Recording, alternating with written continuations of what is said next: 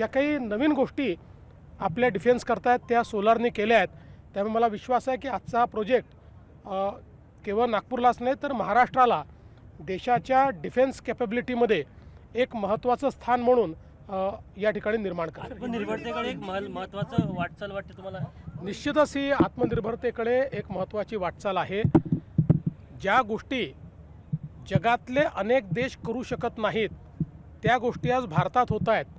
मला असं वाटतं की ही एक महत्त्वाची गोष्ट आहे आणि त्याकरता देशाचे प्रधानमंत्री श्री नरेंद्र मोदीजी यांनी ज्या प्रकारे डिफेन्स मॅन्युफॅक्चरिंग क्षेत्राला एक नवीन बळ दिलेलं आहे त्याचा परिणाम आहे की आज या सगळ्या गोष्टी भारतामध्ये होताना दिसतात। टाटा डसॉल्ट आणि हे एक हब होत आहे डिफेन्स प्रोडक्ट। निश्चितपणे एक प्रकारे डिफेन्स प्रोडक्शनचं हबच होत आहे आणि एकदा इकोसिस्टम तयार झाली की मग त्यातनं मोठ्या प्रमाणात इन्व्हेस्टमेंट्सही वाढतात आणि जॉब क्रिएशन देखील होतं। तेच या माध्यमातून होणार आहे। सोलार ग्रुपचं खूप कौतुक होतं, त्यांनी शून्यातनं हे सगळं यश संपादन केलं। ते निश्चितपणे सत्यनारायणजी नुवाल जे सोलार ग्रुपचे प्रमुख आहेत त्यांना भारत सरकारने सर्वोच्च सन्मान पद्मश्री देखील दिलेला आहे आणि त्यांनी ज्या काळामध्ये डिफेन्स सेक्टरमध्ये कुठलंही क्लॅरिटी नव्हती त्याही काळात राष्ट्रहित डोळ्यासमोर ठेवून डिफेन्स सेक्टरमध्ये ते इन्व्हेस्टमेंट करत गेले आणि त्यातनं त्यांनी ज्या कॅपेबिलिटीज बिल्ड केल्या युद्धाच्या वेळी आपल्याला त्या कॅपेबिलिटीजचा चांगला उपयोग झाला आहे आणि म्हणूनच शून्यातनं त्यांनी हे मोठं विश्व उभं केलं आहे।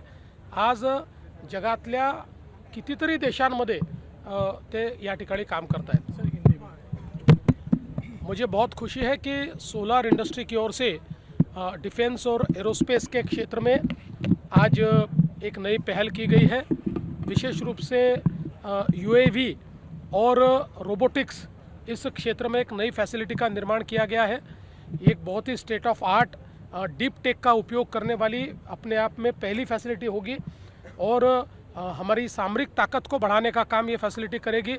देश के जो सारी हमारी सामरिक सज्जता है उसमें इसके माध्यम से एक बहुत बड़ा फ़ायदा मिलेगा क्योंकि हम लोग देख रहे हैं कि अब युद्ध ये केवल तकनीक के आधार पर लड़ा जाता है और तकनीक में भी अभी एडवांस मैन्युफैक्चरिंग और डीप टेक का उपयोग होता है, एआई का उपयोग होता है।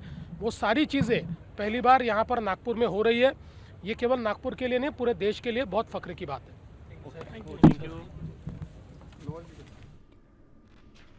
तर मुख्यमंत्री देवेंद्र फडणवीस बोलत होते यावेळेस रोबोच्या माध्यमातून संरक्षण व्यवस्था उभारणार असल्याचं त्यांनी म्हटलेलं आहे।